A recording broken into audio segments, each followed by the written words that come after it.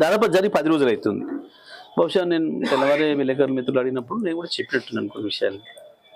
కానీ ఇవాళ కాంగ్రెస్ మంత్రుల హడావుడి చూస్తే నాకు ఎందుకు ఆశ్చర్యం ఇస్తుంది. మరి ఇదేదో ప్రత్యేకంగా ఉద్దేశపూర్వకంగా ఏదో ఉద్దేశాన్ని పెట్టుకొని చేస్తున్నట్టుగా ఎందుకు కనబడతా ఉంది. మరి ఇన్ని రోజులు వీళ్ళు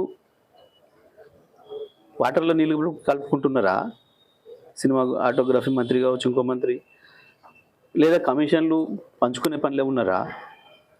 ఒక రాష్ట్రానికి సంబంధించి ఒక అవతల వ్యక్తి వ్యాఖ్యలు చేసి, అవతల ఒక బాధ్యుడు వ్యాఖ్యలు చేసి 10 రోజులు అవుతుంటే వాటర్ నీళ్ళు కలుపుకుంటూ ఆయన మత్తులు ఉన్నారా? కమిషన్ల పైసలు లెక్క పెట్టుకోవడానికి సమయం సరిపోలేదా?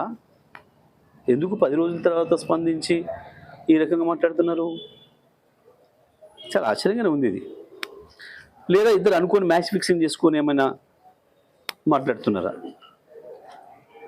10 రోజులు పడుతుందా ఒక విషయం మీద స్పందించడానికి? అంటే వీళ్ళు స్పృహలో లేనట్టే లెక్క కదా.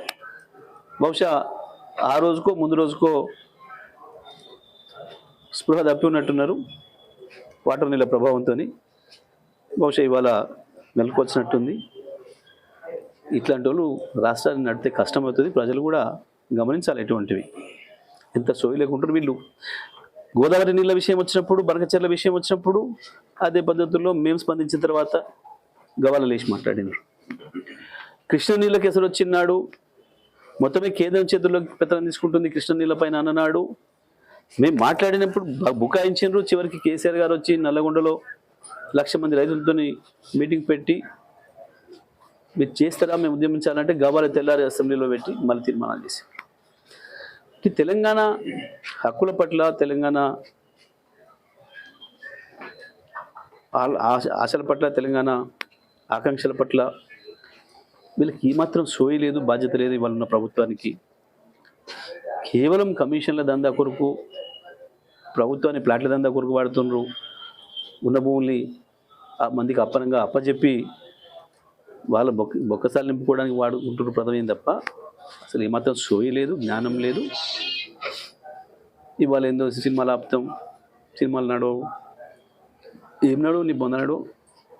సినిమాలు ఆయన అభిమానులు ఆయన కుంటారు, నువ్వు వద్దంటే ఆగలు చూస్తారు. అది కాదు నువ్వు మాట్లాడాల్సిన మాట. మనం మాట్లాడేది కూడా ప్రజాస్వామికంగానే ఉండాలి. మనం మాట్లాడేది కూడా ప్రజలు నచ్చినట్టు ఉండాలి.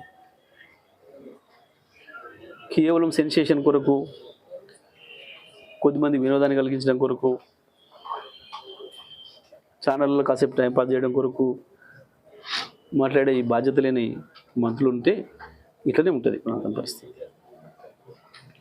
నేను చెప్పేది పవన్ కళ్యాణ్ గారికి సలహా ఇచ్చేది ఉపసంహరించుకుని అని చెప్తే మంచిది సార్.